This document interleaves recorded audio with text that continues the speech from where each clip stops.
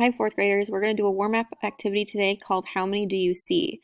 I'm going to flash a couple pictures up, and it's only going to be there for a couple seconds, and then I want you to think of how many you saw, and then I'll tell you what the answer was. Are you ready? So here comes the first one, and it's only going to stay up for a little bit. So think, how many did you see?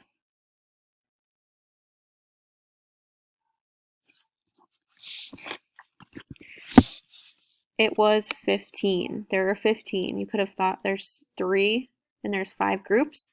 So 3, 6, 9, 12, 15. Or you could have just seen the 5 and then the 3.